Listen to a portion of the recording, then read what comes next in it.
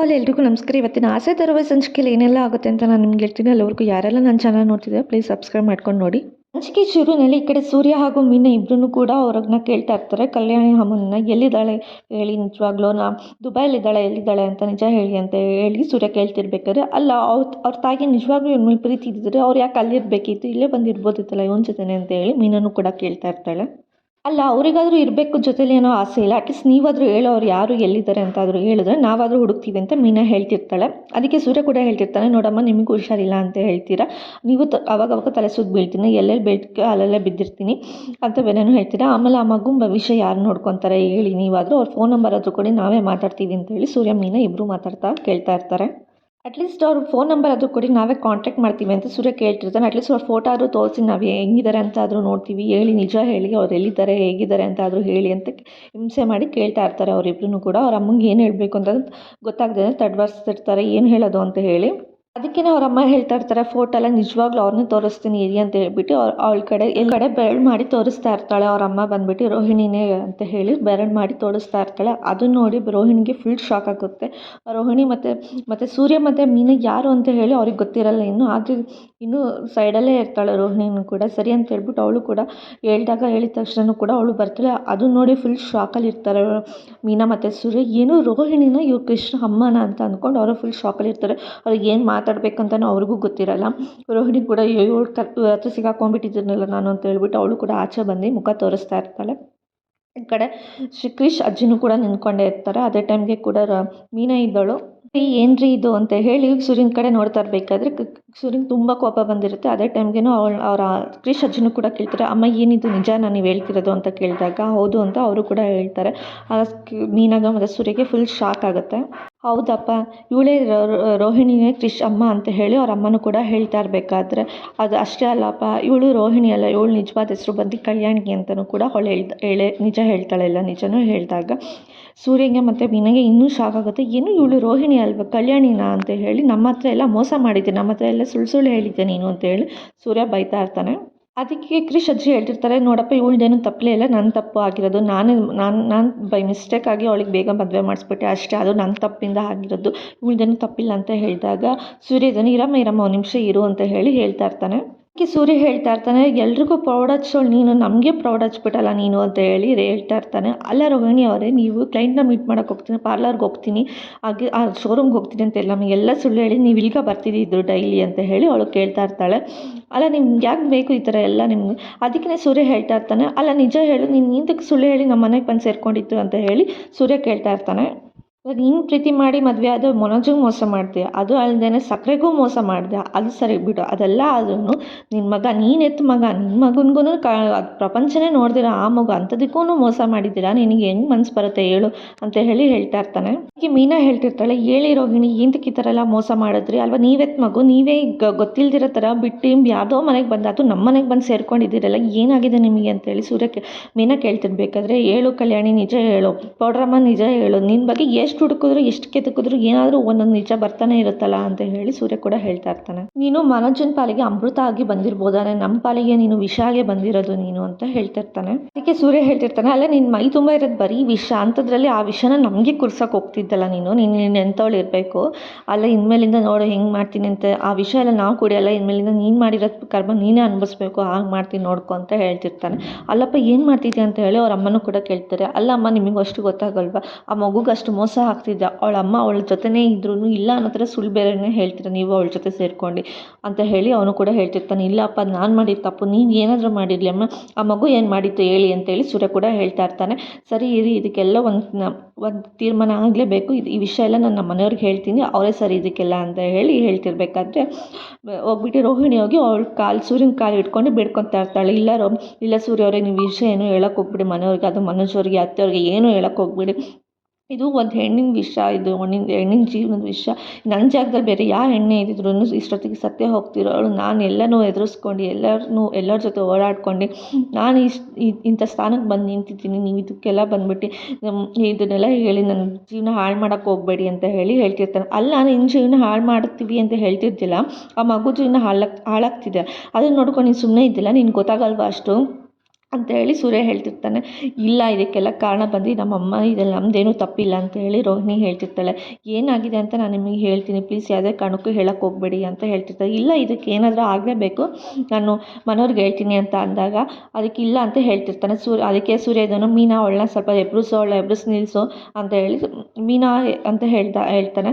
ಸರಿ ಅಂತ ಹೇಳ್ಬಿಟ್ಟು ಮೀನಾ ಎದೊಳಿ ರೋಹಿಣಿಯವರೇ ಅಂತ ಅಂದಾಗ ಅದಕ್ಕೆ ರೋಹಿಣಿ ಹೇಳ್ತಿಲ್ಲ, ಇಲ್ಲ ಇದಕ್ಕೆಲ್ಲ ಕಾರಣ ಇದಕ್ಕೆ ನಾನು ಈ ಥರ ಎಲ್ಲ ಮಾಡ್ತಿದ್ದೀನಿ ಅಂದರೆ ಅದಕ್ಕೊಂದು ಕಾರಣ ಇರುತ್ತೆ, ನೀವು ಏನನ್ನೂ ತಿಳ್ಕೊಳಕ್ಕೆ ಹೋಗ್ಬಿಡಿ ಅಂತ ರೋಹಿಣಿ ಹೇಳ್ತಾ ಇರ್ತಾಳೆ.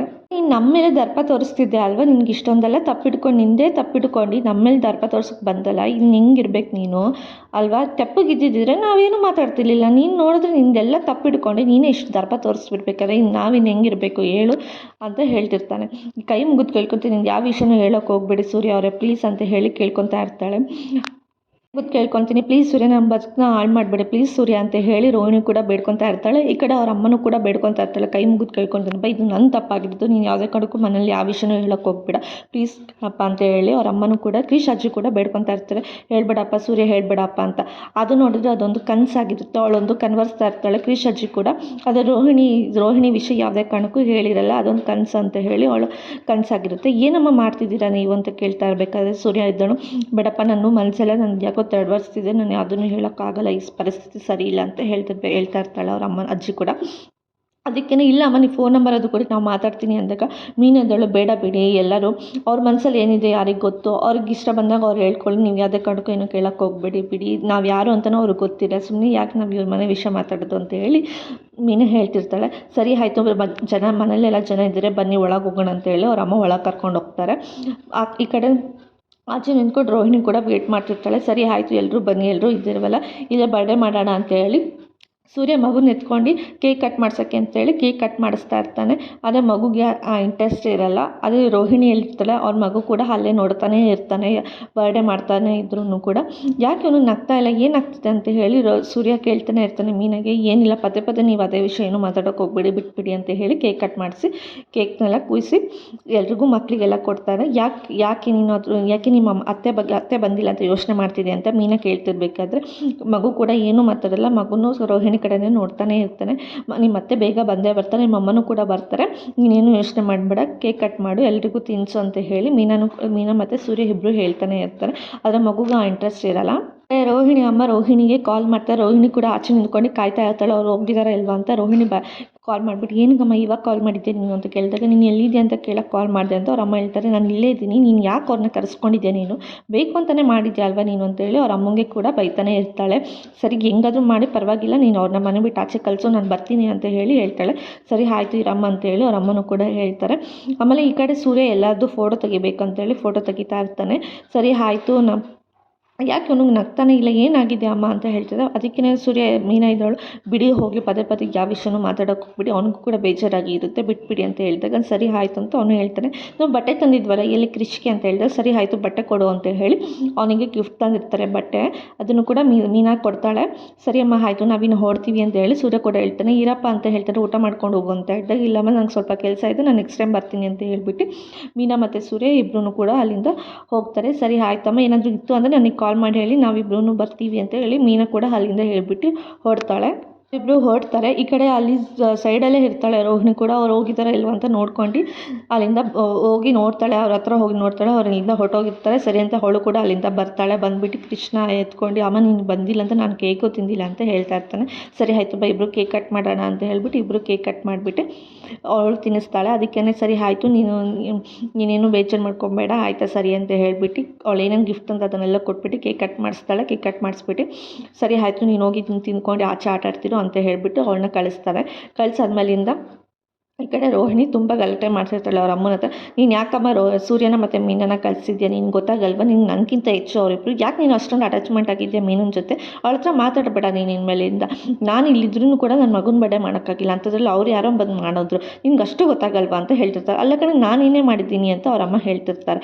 ನೀನೇನು ಮಾಡಿಲ್ಲಮ್ಮ, ನೀನೇನು ಮಾಡ್ದೇನೆ ನಾನು ಇನ್ನೂ ಈ ಪರಿಸ್ಥಿತಿಲಿದ್ದೀನಿ, ಇನ್ನೂ ಏನಾದರೂ ಮಾಡಿದರೆ ನಾನು ಇನ್ನೆಲ್ಲ ಹೋಗ್ಬಿಡ್ತಿದ್ದೆ, ನಿನಗೆ ಏನು ಮಾಡ್ತೀವಿ ಏನು ಬಿಡ್ತೀಯೋ ನನಗೆ ಗೊತ್ತಿಲ್ಲ, ಏನಾದರೂ ಮಾತಾಡಿ ಅವರಿಬ್ಬರು ಹತ್ರ ನೀನು ಕಾಂಟ್ಯಾಕ್ಟಲ್ಲಿ ಇರಬೇಡ ಅಷ್ಟೇ. ಅವ್ರಿಗೆ ಬೈದಾದರೂ ಬುದ್ಧಿ ಆದರೂ ಹೇಳೋ ಅಥವಾ ಏನೋ ಮುಕ್ಕೊಡ್ದಂಗೆ ಏನೋ ಒಂದು ಮಾತಾಡಿಬಿಟ್ಟು ಅವ್ರ ಜೊತೆ ನೀನು ಮಾತಾಡದೇ ಇರಬೇಕು ಅಷ್ಟೇ. ನೆಕ್ಸ್ಟ್ ಟೈಮ್ ಬಂದಾಗ ಅವ್ರು ನನ್ನ ಜೊತೆ ಇದ್ದಾಗ ಅವ್ರು ಯಾರೂ ಕೂಡ ನಮ್ಮ ಮನೆಗೆ ಬರಬಾರ್ದು ನನಗಿಂತ ಹೆಚ್ಚು ಅಂತ ಇದ್ದರೆ ನೀನು ಅವನೇ ಕರೆಸ್ಕೊಂಡು ಅವ್ರ ಜೊತೆನೇ ಇರು, ಅದೇ ನನ್ನ ಮಗನ ಸಪ್ರೇಟಾಗಿ ಇರ್ತೀನಿ, ನೀನು ಅವ್ರ ಜೊತೆನೇ ಇರು ಅಂತ ಹೇಳ್ಬಿಡ್ತಾಳೆ. ಈ ಕಡೆ ರೋಹಿಣಿ ಅಮ್ಮ ಕೂಡ ಅಲ್ಲ, ಒಂದಿನ ಮಾಡಿದ ತಪ್ಪಿಗೆ ನೀನು ಯಾಕೆ ಈ ಥರ ಎಲ್ಲ ಹಾಡ್ತೀನಿ, ಒಂದಿನ ನಿನ್ನ ತಪ್ಪಾಗಿರ್ಬೋದು, ಅದು ಲೈಫ್ ಲಾಂಗ್ ಅನುಭವಿಸ್ತಿರೋದು ನಾನು ಗೊತ್ತಾ, ಇಲ್ಲಿ ನನಗೇನು ಮಾಡೋಕ್ಕಾಗ್ದೇ ಅಂಥ ಪರಿಸ್ಥಿತಿಲಿ ತಂದಿಟ್ಟಿದ್ದೆ ನೀನು ಅಂತ ಹೇಳಿ ರೋಹಿಣಿ ಕೂಡ ಈ ಕಡೆ ಬೈತಾನೆ ಇರ್ತಾಳೆ. ಸರಿ ಆಯಿತು ನೋಡು, ಇದೇ ಲಾಸ್ಟ್, ನಾನು ನಿನ್ನ ಪದೇ ಪದೇ ಹೇಳಲ್ಲ, ನಾನು ಇದ್ದಿದ್ದ ಜಾಗದಲ್ಲಿ ಅವರಿಬ್ಬರು ಕೂಡ ಇರಬಾರ್ದು, ಅವರಿಬ್ಬರ ಜೊತೆ ನೀನು ಕಾಂಟ್ಯಾಕ್ಟಲ್ಲಿ ಇರಬೇಡ ಅಷ್ಟೇ ಆಯಿತಾ ಅಂತ ಹೇಳ್ಬಿಟ್ಟು ಅಲ್ಲಿಂದ ಜೋರು ಮಾಡ್ಕೊಂಡು ಹೊರಟೋಗ್ತಾಳೆ. ಈ ಕಡೆ ಅವ್ರ ಅಮ್ಮನೂ ಕೂಡ ಹೇಳ್ತಿರ್ತಾರೆ, ಹಂಗಲ್ಲ ಕಲ್ಯಾಣಿ ಅರ್ಥ ಮಾಡ್ಕೊ ಅಂತೇಳಿ ಹೇಳಿದ್ರು, ಅವಳು ಏನೂ ಕೇಳಿಸ್ಕೊಳ್ದೆ ಅಲ್ಲಿಂದ ಹೊರಟೋಗ್ತಾಳೆ. ರೋಹಿಣಿ ಅಮ್ಮನ ಕೂಡ ಈ ಕಡೆ ಸುಮ್ಮನೆ ಆಗ್ಬಿಡ್ತಾರೆ. ಈ ಕಡೆ ಸೂರ್ಯ ಮತ್ತು ಮೀನಾ ಇಬ್ಬರು ಕಾರಲ್ಲಿ ಹೋಗ್ತಿರ್ಬೇಕಾದ್ರೆ ಯಾಕ್ರಿ ತುಂಬ ಸೈಲೆಂಟಾಗಿದ್ದೀರಾ ಅಂತ ಕೇಳಿದಾಗ, ಏನಿಲ್ಲ ಯೋಚನೆ ಮಾಡಬೇಕಾದ್ರೆ ಸೈಲೆಂಟಾಗಿರಬೇಕು, ಸೈಲೆಂಟಾಗಿದ್ದಾಗ ಯೋಚನೆ ಮಾಡಬಾರ್ದು ಅಂತ ಹೇಳಿದ್ದಾರೆ ದೊಡ್ಡವರು ಅಂತ ಹೇಳ್ತಾ ಇರ್ತಾನೆ. ನೀನು ಯಾಕೆ ಸೈಲೆಂಟಾಗಿದ್ದೀಯಾ ಅಂತ ಇಷ್ಟೊತ್ತು ಅಂತ ಹೇಳಿದಾಗ, ಏನಿಲ್ಲ ರೀ, ನಾನು ಕೃಷ್ಣ ದತ್ತಕ್ಕೆ ತೊಗೋಬೇಕು ಅಂತ ಅಂದ್ಕೊಂಡಿದ್ದೀನಿ ಅಂತ ಹೇಳ್ತಾ ಇರ್ತಾಳೆ. ಅದನ್ನು ಕೇಳಿಸ್ಕೊಂಡಿದ್ದ ಸೂರ್ಯ, ಏನೇ ನನ್ನ ಮನಸ್ಸಲ್ಲಿ ಏನಾದರೂ ರೆಕಾರ್ಡಿಂಗ್ ಅಥವಾ ಏನಾದರೂ ಇಟ್ಬಿಟ್ಟಿದ್ದೆ, ನಾನೇನು ಯೋಚನೆ ಮಾಡಿದ್ದು ಅದೇ ನಿನ್ನ ಮನಸ್ಸಲ್ಲೂ ಕೂಡ ಅದೇ ಬಂದಿದೆ, ನಿನ್ನ ಬಾಯಲ್ಲೂ ಕೂಡ ಅದೇ ಬಂದಿದೆ ಅಂತ ಹೇಳಿ ಸೂರ್ಯನೂ ಕೂಡ ಹೇಳ್ತಾ ಇರ್ತಾನೆ. ಹೌದಾ, ನಿಮಗೂ ಹಂಗೆ ಅನಿಸಿದ್ಯಾ ಅಂತ ಹೇಳಿ ಅವಳು ಕೂಡ ಅಂತಿರ್ತಾರೆ. ನನಗೂ ಹಾಗೆ ಅನಿಸಿದೆ, ಕೃಷ್ಣ ನಾವು ದತ್ತಕ್ಕೆ ತೊಗೋಬೇಕು ಅಂತ ನನಗೂ ಅನಿಸ್ತಿತ್ತು ಅಂತ ಹೇಳಿ ಸೂರ್ಯ ಕೂಡ ಹೇಳ್ತಿರ್ತಾರೆ. ಹೌದಾ, ಸರಿ ಆಯಿತು ಅಂತ ಅದಕ್ಕೇ ಸೂರ್ಯ ಇದ್ದವನು, ಸರಿ ಆಯಿತು, ಇಬ್ಬರು ಮನಸ್ಸಿಗೂ ಹಾಗೆ ಅನಿಸಿದ ಮೇಲಿಂದ ಯಾಕೆ ಸುಮ್ಮನೆ ವೇಟ್ ಮಾಡಬೇಕು, ನಾವು ಹೋಗಿ ದತ್ತಕ್ಕೆ ತೊಗೊಂಬಂದ್ಬಿಡ ಅಥವಾ ಅವನನ್ನ ಕಿಡ್ನಾಪ್ ಮಾಡ್ಕೊಂಬಂದ್ಬಿಡೋಣ ಅಂತ ಹೇಳಿ ಸುಮ್ಮನೆ ತಮಾಷೆ ಮಾಡ್ತಿರ್ತಾರೆ. ರೀ, ಹಂಗೆಲ್ಲ ಮಾಡೋಕ್ಕಾಗತ್ತಾ, ಸುಮ್ಮನೆ ಹೇಳಿ ಅಂತೆ. ಕಡೆ ನಿನ್ನ ಮನಸ್ಸಿಗೂ ನನ್ನ ಮನಸ್ಸಿಗೂ ಒಪ್ಪಿದ ಮೇಲೆ ಯಾರೇನು ಕೇಳಬೇಕು, ಅವ್ರ ಅಮ್ಮನೂ ನಾವು ಕೇಳಬೇಕು ಅಲ್ವಾ, ಅದಕ್ಕೂ ಮುಂಚೆ ನಾವು ಮನೆಯವ್ರನ್ನೆಲ್ಲರೂ ಮನೇಲಿ ಒಪ್ಪಿಸ್ಬೇಕಲ್ವ, ಮಾವ ಅತ್ತೆ ಮನೆಯವ್ರನ್ನೆಲ್ಲರೂ ಹ್ಞೂ ಅನ್ಬೇಕು ಅಲ್ವಾ. ಅಲ್ಲ ಕಣೆ, ನಾವಿಬ್ಬರು ಸಾಕೋರು, ನಾವಿಬ್ಬರು ಒಪ್ಕೊಂಡು ಸಾಕಲ್ವ ಅಂತ ಹೇಳಿ ಸೂರ್ಯ ಹೇಳ್ತಿರ್ಬೇಕಾದ್ರೆ, ಅಲ್ಲ ರೀ, ಯಾರೋ ಏನೋ ಒಪ್ತಾರೆ ಅಂತ ಹೇಳಿದ್ರೆ ಮನೆಯವರು ಒಂದು ನಿಮಿಷ ಇರಿ, ಹಾಗಾದರೆ ಮನೆಯವ್ರು ಎಲ್ಲರೂ ಒಪ್ಪಿದ್ರು ನಾವು ಒಂದು ಮಾತು ನಾವು ದೇವ್ರ ಹತ್ರ ಹೋಗಿ ಕೇಳೋಣ, ದೇವರು ಹ್ಞೂ ಅಂತ ಅಂದರೆ ಹ್ಞೂ ಅಂತ ಅಂದ್ಲಿ, ಅವಾಗ ಬೇಕಾದ್ರೆ ನಾವು ದತ್ತಕ್ಕೆ ತೊಗೊಳ್ಳೋಣ ಅಂತ ಹೇಳಿ ಮೀನಾ ಹೇಳಿರ್ತಾಳೆ. ಓ, ನಿಮ್ಮ ದೇವ್ರ ಹತ್ರನೂ ಹೋಗಿ ಕೇಳಬೇಕಾ, ದೇವ್ರ ಹ್ಞೂ ಅಂದರೆ ಮಾತ್ರ ನೀನು ತೊಗೊಂತ, ಹ್ಞೂ ರೀ, ಎಲ್ಲದಕ್ಕೂ ದೇವ್ರ ಹತ್ರ ಇಂಪಾರ್ಟೆಂಟು, ನಾವು ಹೋಗಿ ದೇವ್ರ ಹತ್ರ ಒಂದು ಮಾತು ಕೇಳೋಣ, ಸರಿ ಆಯಿತು, ಇಲ್ಲಿಂದ ಹೊರಡಿ ದೇವಸ್ಥಾನಕ್ಕೆ ಹೋಗೋಣ ಅಂತ ಹೇಳ್ತಾರೆ. ಓ, ನೀನು ಅಂದ್ರೂ ಬಿಡಲ್ವ, ಸರಿ ಆಯಿತು ಬಿಡು, ನೀನು ಹೇಳ್ದಂಗೆ ಆಗಲಿ, ದೇವಸ್ಥಾನಕ್ಕೆ ಹೋಗಿ ಕೇಳೋಣ. ನನ್ನ ಪ್ರಕಾರ ನನಗೆ ಅನ್ಸಿದ ಪ್ರಕಾರ ಅಪ್ಪ ಒಪ್ಬೋದು, ಈಗ ಸಕ್ಕರೆ ಮಾತ್ರ ಒಪ್ಪಲ್ಲ, ಅವ್ರಿಗೆ ಏನಾದರೂ ಒಂದು ಮಾಡಬೇಕು ಅಂತ ಹೇಳ್ತಾರೆ. ಫಸ್ಟ್ ಹೋಗೋಣ ಬನ್ನಿ ಅಂತ ಹೇಳಿ ದೇವಸ್ಥಾನಕ್ಕೆ ಕರ್ಕೊಂಡು ಹೋಗ್ತಾಳೆ ಮೀನಾ ದೇವಸ್ಥಾನಕ್ಕೆ ಕರ್ಕೊಂಡೋಗಿ ಅಲ್ಲೊಂದು ಚೀಟಿಲಿ ಒಬ್ಬರ ಹತ್ರ ಪೆನ್ ಇಸ್ಕೊಂಡು ಅವಳಿಗೆ ಏನು ಅನಿಸಿದ್ದು, ಅವಳ ಮನಸ್ಸಲ್ಲಿ ಏನಿದೆ ಅಂತ ಹೇಳಿ ಚೀಟಿಲು ಬರೀತಾಳೆ. ಬರೆದಾಗ ಏನೇ ಬರೀತಿದ್ಯಾ, ಎಕ್ಸಾಮ್ ಬರೀತಿದ್ದೇನೆ ಅಂತ ಹೇಳಿ ಕೇಳಿದಾಗ, ಎಕ್ಸಾಮ್ ಅಲ್ಲ, ನನಗೆ ಮನಸ್ಸಲ್ಲಿ ಇದೆ, ನಾನು ಬರೀತಾ ಇದ್ದೀನಿ, ದೇವ್ರ ಹತ್ರ ಹೋಗಿ ಕೇಳೋಣ ಅಂತ ಹೇಳಿ ಅಂತ ಇರ್ತಾಳೆ. ಓಹೋ, ಇದು ಬೇರೆನಾ, ಸರಿ ಆಯಿತು ಬನ್ನಿ ಹೋಗೋಣ ಅಂತ ಹೇಳಿ ಅಂತಾರೆ. ನಡಿಯಮ್ಮ, ನೀನೇ ಮುಂದಕ್ಕೆ ನಡಿ, ಮದುವೆಯಲ್ಲಿ ನಾವು ಮುಂದಕ್ಕೆ ಹೋಗ್ತೀವಿ, ನೀನು ಹಿಂದೆ ಇರ್ತೀಯ, ಇನ್ಮೇಲಿಂದ ಜೀವನದ ಪೂರ್ತಿ ನಿನ್ನಿಂದ ನಾನು ಇರ್ತೀನಿ ನಡಿ ಅಂತ ಹೇಳಿ ಕರ್ಕೊಂಡು ಹೋಗ್ತಾ ಇರ್ತಾನೆ. ಅರ್ಚಕ್ರ ಹತ್ರ ಹೋಗ್ಬಿಟ್ಟು ಮೀನಾ ಇದ್ದವಳು, ಏನು ಚೆನ್ನಾಗಿದ್ದೀರಾ ಏನು ಅಂತ ಹೇಳಿ ಎಲ್ಲ ಮಾತಾಡ್ಸ್ತಾ ಇರ್ಬೇಕಾದ್ರೆ, ನೋಡಿ ಈ ಚೀಟಿ 2 ಇಟ್ಬಿಟ್ಟು ಪೂಜೆ ಮಾಡಿಬಿಟ್ಟು ಇದೊಂದು ಚೀಟಿ ಎತ್ಕೊಡಿ ಇದರಲ್ಲಿ ಅಂತ ಹೇಳಿ ಮೀನಾ ಹೇಳ್ತಾಳೆ. ಹೌದಾ, ಸರಿ ಆಯಿತು, ಎತ್ಕೊಡ್ತೀನಿ, ನಿಮ್ಮ ಮನಸ್ಸಲ್ಲಿ ಏನಿದೆ ಅದನ್ನು ಬೇಡ್ಕೊಳ್ಳಿ ಅಂತ ಹೇಳಿ ಪೂಜೆ ಮಾಡ್ತಾರೆ. ಪೂಜೆ ಮಾಡಿ ಎಲ್ಲ ಆದಮೇಲಿಂದ ಎಲ್ಲ ಮಂಗಳಾರತಿ ಎಲ್ಲ ಆದಮೇಲಿಂದ ಕೊಡ್ತಾರೆ. ಅದಾದಮೇಲಿಂದ ಅವ್ರಿಗೆ ಒಂದು ಚೀಟಿ ಸಿಗುತ್ತೆ, ಆ ಚೀಟಿನ ಎತ್ಬಿಟ್ಟು ಕೊಡ್ತಾರೆ. ಸರಿ ಆಯಿತು, ನಿಮ್ಮ ಮನಸ್ಸಲ್ಲಿ ಏನಿದೆ ಅಂತ ಬೇಡ್ಕೊಂಡಿದ್ರಲ್ಲ, ಈ ಚೀಟಿ ಎತ್ಬಿಟ್ಟು ನೋಡಿ ಏನು ಬಂದಿದೆ ಅಂತ ಕೇಳಿ ಅಂತ ಹೇಳ್ತಾರೆ. ಅಲ್ಲ ಕಣೆ, ನೀನೇ ದೇವ್ರ ಹತ್ರ ಕ್ವಶನ್ ಕೇಳಿದೆ, ಆನ್ಸರ್ ನಿನಗೆ ಸಿಕ್ಕಿದೆ, ರಿಸಲ್ಟ್ ನೀನೇ ನೋಡ್ಬೋದಿತ್ತಲ್ಲ, ನನ್ನ ಕೈಲಿ ಯಾಕೆ ಕೊಡ್ತೀರಾ ಅಂತ ಕೇಳ್ತೀಗ. ಸರಿ ಆಯಿತು ಬನ್ನಿ ನೋಡೋಣ ಅಂತ ಹೇಳಿ ಕರ್ಕೊಂಡು ಹೋಗ್ತಾಳೆ. ಇವತ್ತಿನ ಸಂಚಿಕೆಗೆ ಮುಕ್ತಾಯ ಆಯಿತು. Take care, bye bye, thanks for watching.